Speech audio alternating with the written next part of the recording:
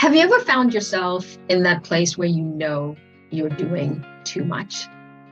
I know a lot of people, including myself, who fall into the zone of doing or trying to do too much with limited time that we actually have available to us. In fact, I think it happens to everyone. Too often, though, by the time we realize that we are doing too much or that we are in the do too much zone, we find ourselves feeling too angry, or too depressed, too sick or too lonely, too disconnected or burnt out, too frustrated, too unsure, too tired, and so on and so forth. And when we get to those places, it's really hard to engage our superpowers.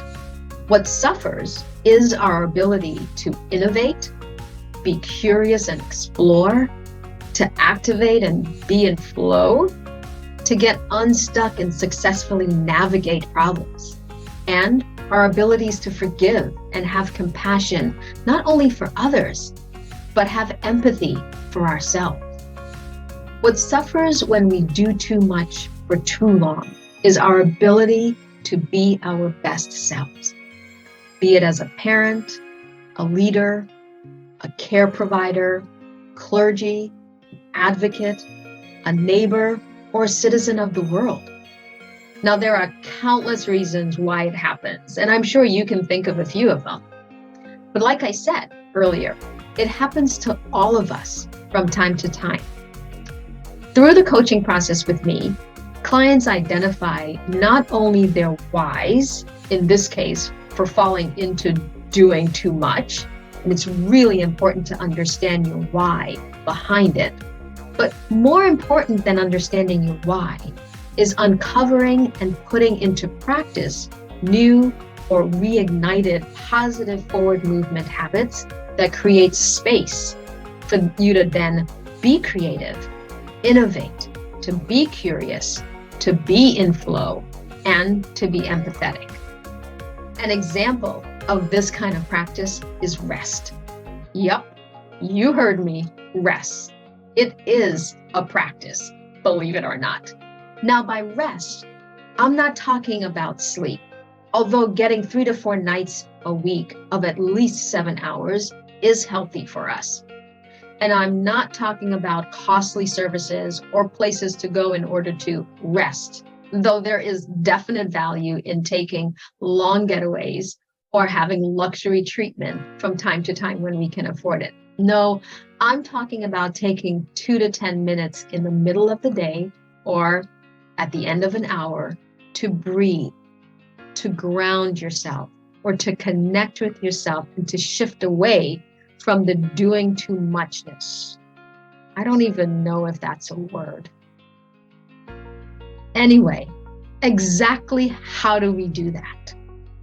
Here are a few tips.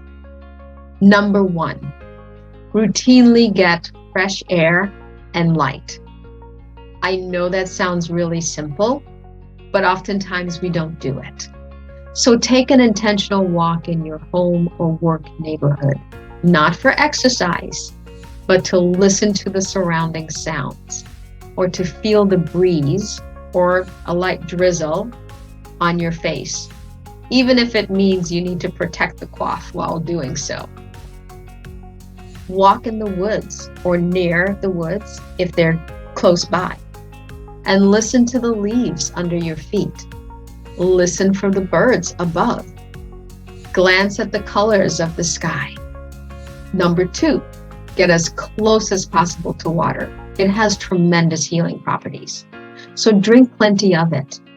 When taking warm baths or a shower, really focus on how the water feels on your skin, on your hands, on your back, or your arms, or on your legs. Try sitting or moving and strolling by water if possible, and listen to it. Listen to the waves. You might also try putting your feet in a basin of water and feel it between your toes.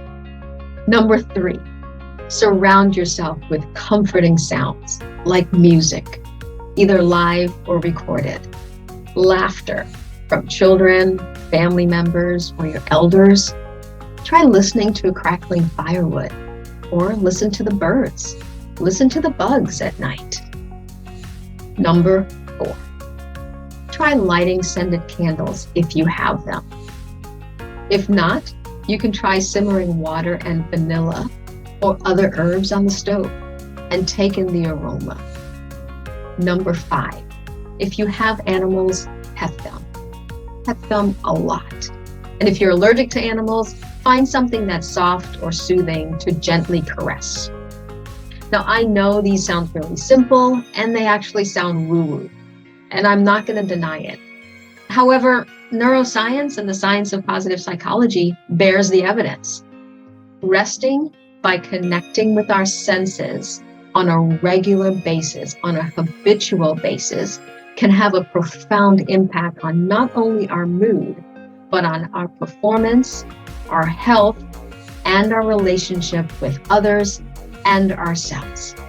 So try practicing to rest. Make it a habit so that the next time you find yourself in the I'm doing too much zone, you will already have this in your back pocket. Listen, the world needs you, and we need your gifts. We need you to be well. Rest well. That is my advice.